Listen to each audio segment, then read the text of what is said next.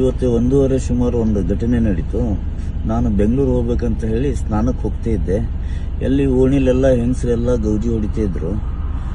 ಏನಾಯಿತು ಅಂತ ಹೇಳ್ಕೊಂಡು ನಾನು ಹೊರಗಡೆ ನೋಡ್ಲಿಕ್ಕೆ ಹೋಗಿ ಒಂದು ಮಗು ಬಾವಿಲಿ ಬಿದ್ದಿತ್ತು.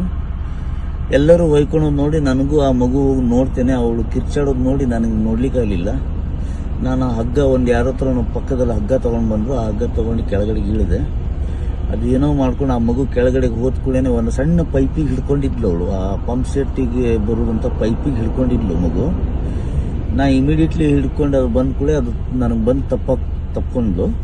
ನಾನು ಹಾಗೆ ತೊಗೊಂಡು ಮ್ಯಾಲೆ ತೊಗೊಂಡು ಬಂದೆ. ಮತ್ತು ಮ್ಯಾಲೆ ಭಾಳ ಜನ ಪಾಪ ನನಗೆ ಹಿಡ್ಕೊಂಡು ಹೇಳ್ಕೊಂಡ್ರು. ಅದು ತೊಗೊಂಡು ಬಿಟ್ಟಾಕಿ ಬರ್ತಾ ಹೋದೆ.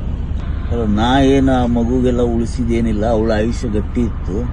ಅಷ್ಟು ಟೈಮಿಗೆ ನಂದೊಂದು ಮಾಡೋದು ಕರ್ತವ್ಯ. ಅದು ಯಾವುದೇ ಮಗು ನನ್ನ ಎದುರಿಗೆ ಪ್ರಾಣ ಬಿಟ್ಟಿದ್ದಿದ್ರೆ ನನಗದು ನೋಡ್ಲಿಕ್ಕೆ ಆಗೋದಿಲ್ಲ. ಕೊನೆಯವರೆಗೂ ಅನುಭವಿಸ್ಬೇಕಿತ್ತು. ನಾನು ಹಿಂದೆ ಮುಂದೆ ಏನು ವಿಚಾರ ಮಾಡಿದೆ, ಬಾವಿಲಿ ಇಳಿದೆ, ಆ ಮಗುಗೆ ತೆಗೆದೆ. ಅದು ಏನು ಮಾಡಿದೆ ನನಗೆ ಗೊತ್ತಾಗಿಲ್ಲ ಅಷ್ಟು ಗಡಿಬಿಡಿಯಲ್ಲಿ.